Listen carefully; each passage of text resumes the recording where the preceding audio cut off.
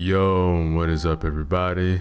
Teresco back again with another story from the collection called Macabre Minds, written by Auntie Heart. Remember to check out the links in the description below, show love to the author, like, comment, and subscribe.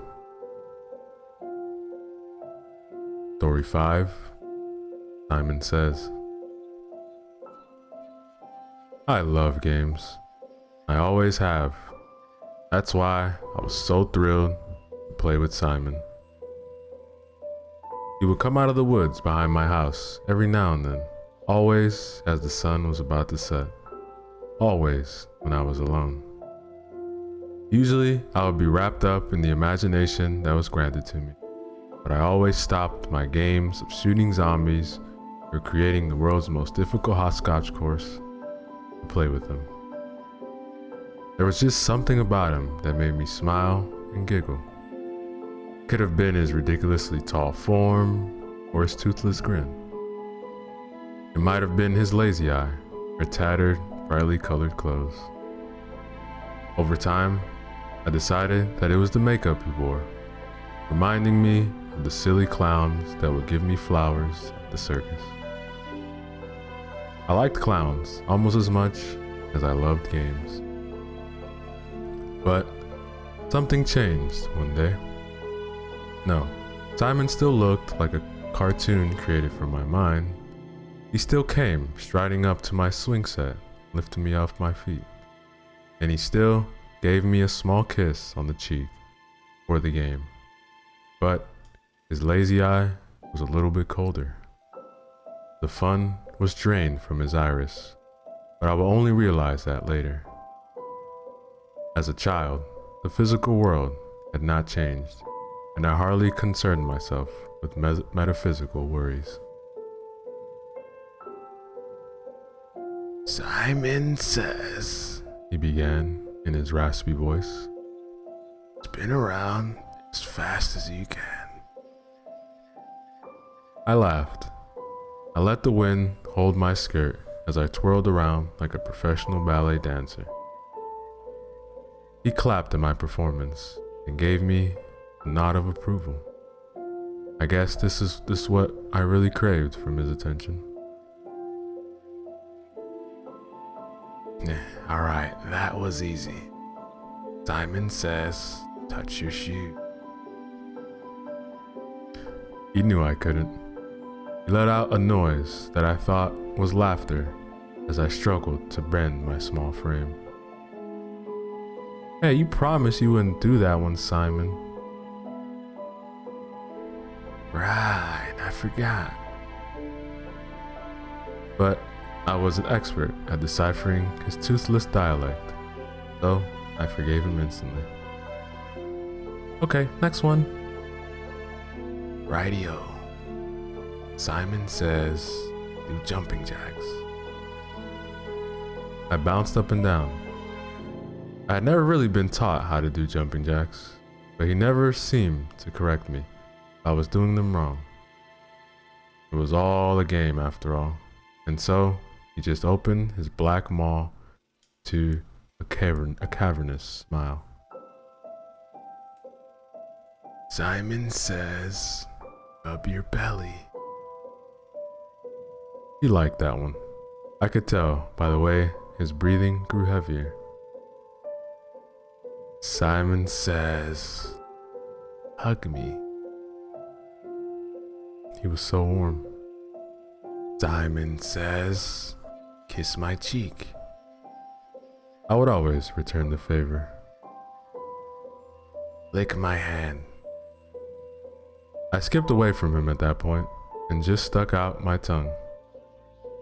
Simon didn't say, Simon didn't say. Oh, always forget how good you are at this game. Well done. I glowed at his praise like the last rays of the setting sun. I let him ruffle my hair because when Daddy did it, his hands were always unwelcomely sticky. Simon's were smooth and free from calluses, and his touch always gave me goosebumps like when Grandma used to run her fingers down my back.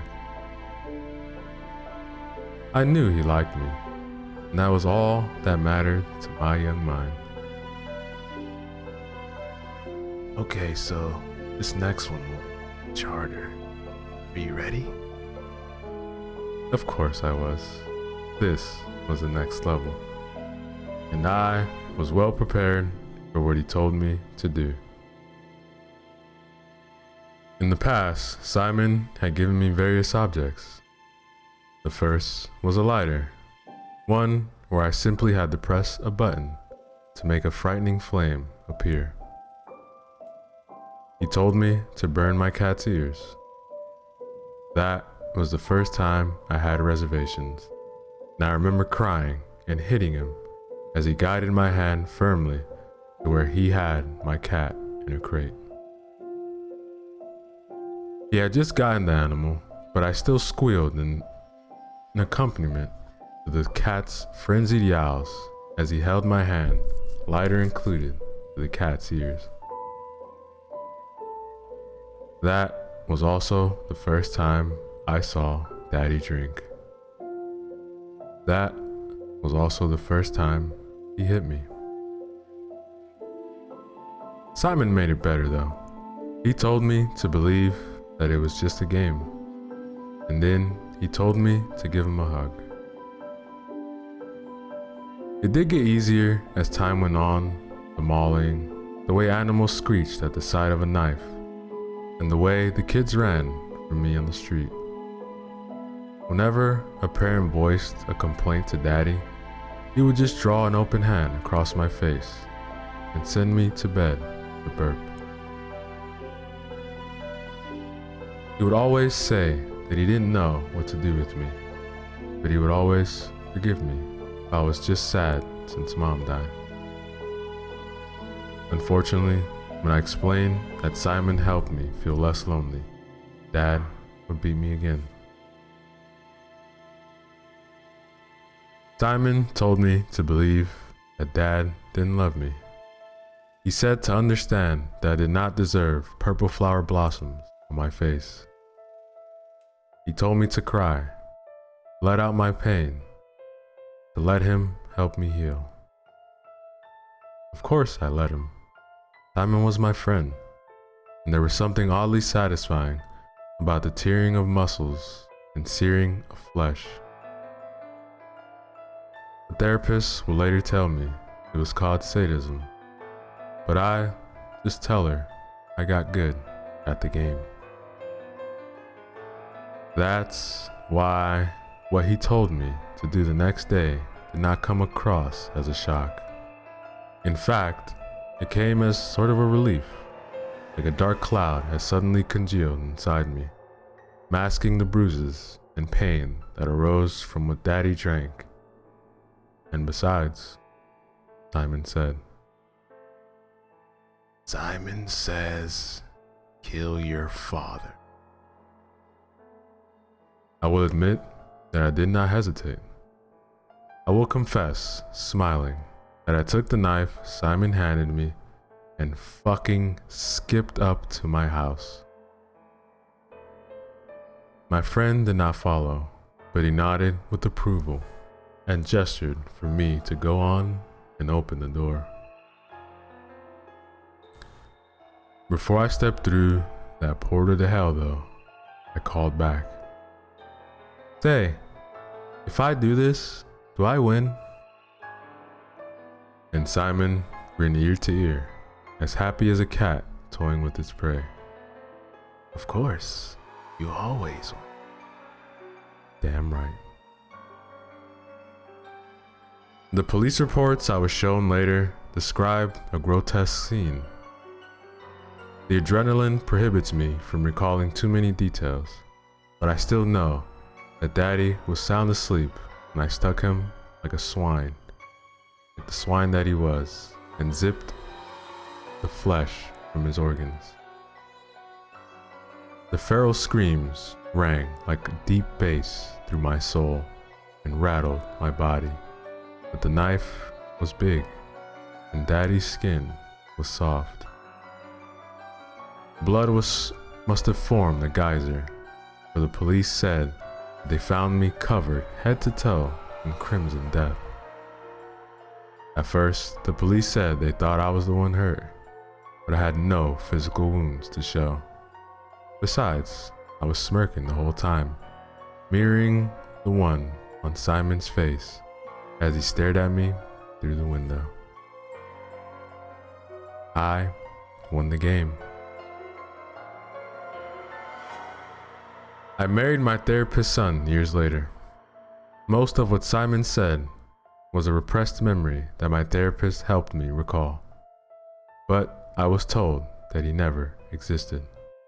He was merely the spawn of a lonely, confused young mind that desperately needed a friend.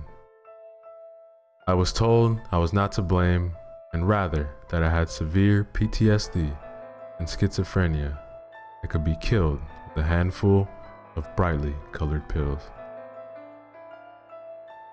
My husband knew my past, but he wasn't perfect either, and together we worked through the hell we've landed ourselves in.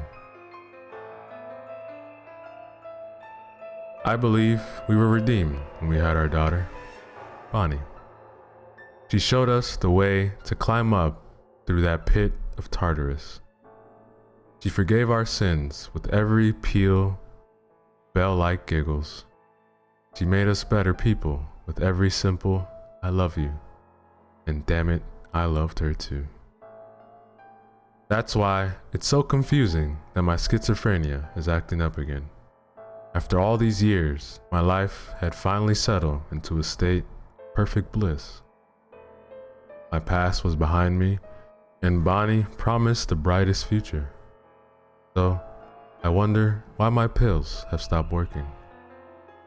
I wonder why my daughter came bouncing into our house last night, aglow as she told us about her game, Simon Says. And that, ladies and gentlemen, is the end of our story.